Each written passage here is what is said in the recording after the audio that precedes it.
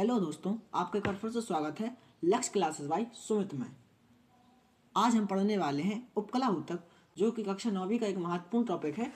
और अगर आप बायो से संबंधित किसी भी क्लास के स्टूडेंट हैं, तब भी उपकला ऊतक आपके लिए एक महत्वपूर्ण टॉपिक माना जाता है। तो बिना किसी देरी के अब हम इस सेशन को स्टार्ट करते हैं, जिसमें आज हम उपकला ऊतक क्या होता है, उसकी परिभाषा, उपकला ऊतक के प्रकार और उपकला ऊतक के कार्यों के बारे में पढ़ेंगे। और साथ ही हम इसके इंटरेस्टिंग और 3D एनिमेशन के डायग्राम से इसे समझने का प्रयास करेंगे। तो हेलो दोस्तों, अब हम बढ़ते हैं बिना किसी देरी के अपने नए टॉपिक की ओर, जो कि है ऊतक, जिसे हम इंग्लिश में टिश्यू कहते हैं। यह भी 9वीं क्लास का एक महत्वपूर्ण टॉपिक है, जो कि सालाना परीक्षा और आगे जब भी आप बायो पढ़ेंगे तो उसमें आपको ऊतक पढ़ना ही पड़ेगा।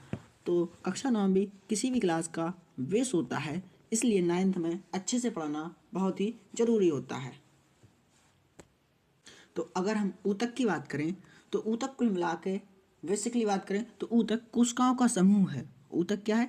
कोशिकाओं का समूह है। पिछले लेसन में हमने कोशिका पढ़ा था। अगर आपने हमारा पिछला वाला वीडियो नहीं देखा तो आप इस वीडियो के डिस्क्रिप्शन में जाके लिंक मैंने दिया है, उस पर क्लिक करके आप कोशिका देख सकते हैं। उसके बाद ऊतक आपको बहुत ही अच्छे से समझ में आएगा। तो ऊतक कोशिकाओं का समूह है, वे कोशिकाएं जो समान आकार की और समान संरचना की होती हैं एवं वह समान कार्य करती हैं, ऊतक कहलाती हैं। कहने का मतलब कोशिकाओं का ऐसा समूह जो समान संरचना की और समान कार्य को करती हैं, ऊतक कहलाती हैं। कोशिकाओं का ऐसा समूह जो समान आकार, समान संरचना और समान उत्पत्ति की होती हैं और साथ ही एक ही समान कार्य करती हैं, ऊतक कहलाती हैं। तो अगर हम ऊतक की परिभाषा की बात करें तो कोशिकाओं का ऐसा समूह जिनकी उत्पत्ति एवं संरचना और कार्य समान होते हैं, वह ऊतक कहलाते हैं। जैसे अगर हम बात करें, ऊतक कोशिकाओं के उस समूह को कहते हैं जिसकी उत्पत्ति, संरचना और कार्य समान होते हैं। सरल शब्दों में समझने की कोशिश करें, जब बहुत सारे एक जैसी कोशिकाएं मिलकर किसी खास कार्य को पूरा करती हैं तो उसे ऊतक कहते हैं। अब ऊतक दो प्रकार के होते हैं, एक पादप ऊतक और दूसरे जंतु ऊतक। यहाँ पर पादप ऊतक दिखाए गए हैं और यह एक जंतु ऊतक है जो कि एपिथेलियल टिश्यू है, जिसे हम हिंदी में उपकला ऊतक भी कहते हैं। यहाँ पर पादपों वाले ऊतक दिखाए गए हैं, जैसे जाइलम है, फ्लोएम है, और यहाँ पर जंतुओं के ऊतक दिखाए गए हैं, जिसमें मुख्य रूप से यह उपकला ऊतक है। अगर हम बात करें कि ऊतकों के अध्ययन को क्या कहते हैं, तो ऊतकों के अध्ययन को हिस्टोलॉजी कहते हैं। ऊतकों के अध्ययन को हम हिस्टोलॉजी कहते हैं। कहने का मतलब विज्ञान की वह शाखा जिसके अंतर्गत ऊतकों का अध्ययन किया जाता है, उसे हिस्टोलॉजी कहते हैं।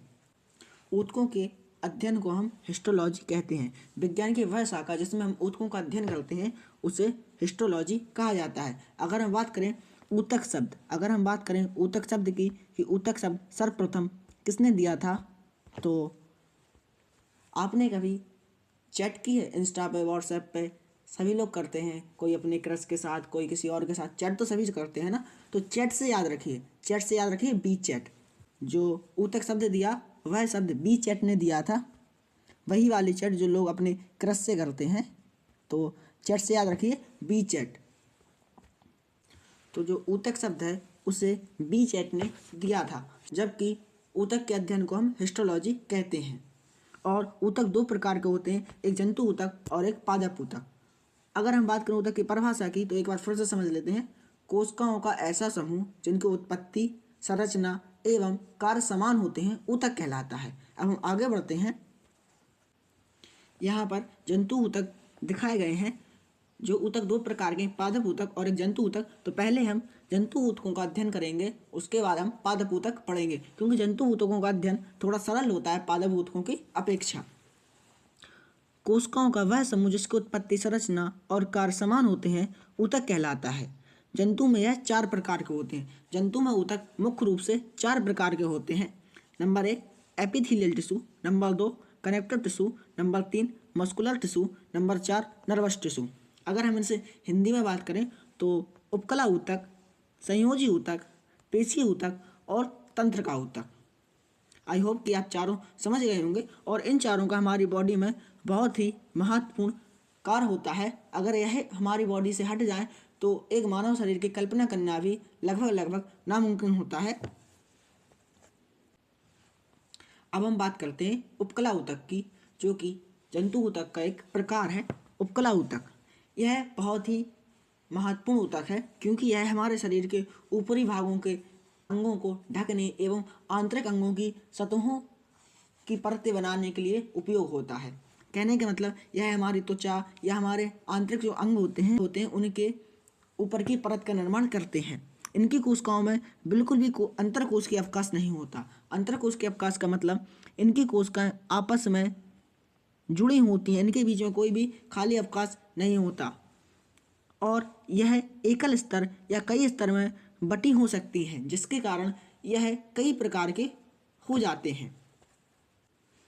उपकला ऊतक शरीर की बाहरी और आंतरिक सतहों को ढकने वाला एक झिल्लीदार ऊतक है, जो सुरक्षा, अवशोषण, स्त्रावण और संवेदना जैसे कार्य करता है और त्वचा, अंगों, परतें और ग्रंथियों का निर्माण करता है। इसकी कोशिकाएं कसकर जुड़ी होती हैं और ये कई परतों या एकल परत में पाई जाती हैं, जो आकार में चपटी, घनाकार, स्तंभाकार हो जाती हैं। अब जो इनकी कोशिकाएं घनाकार, स्तंभाकार या चपटी होती हैं, इन्हीं के आधार पर इनका वर्गीकरण किया गया है, जिसे सल्की उपकला ऊतक, स्तंभाकार उपकला ऊतक, घनाकार उपकला ऊतक या स्तरीकृत उपकला ऊतक कहते हैं। आप इसमें देख सकते हैं कि इसकी जो कोशिकाएं हैं वह एक क्यूब के समान है। इसमें जो कोशिकाएं हैं यह चपटी हैं।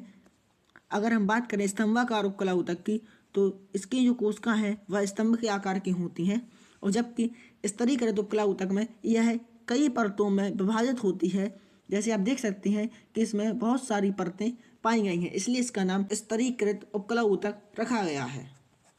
अब हम एक एक करके इन चारों के प्रकार को पढ़ेंगे और उसके बाद फिर हम अगले ऊतक की ओर बढ़ेंगे।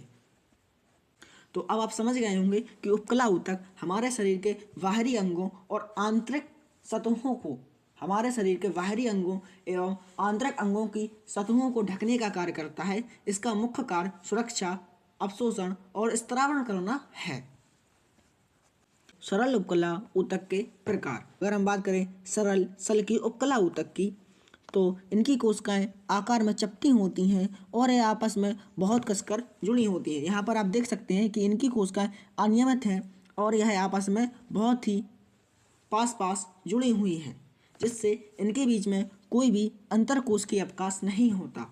इनका जो स्थान है जहाँ यह पाई जाती हैं वह मुख्य रूप से फेफड़ों में और हमारे रक्त वाहिकाओं में पाई जाती हैं। यह चपटी पतली कोशिकाओं की परत होती है। अगर हम बात करें यह कहाँ पाई जाती हैं, तो यह रक्त वाहिकाओं के अस्तर और फेफड़ों की वायु कोशिकाओं, जिसे हम एल्वोलाई कहते हैं, में पाई जाती हैं। इनका मुख्य कार्य विसरण और छनन है।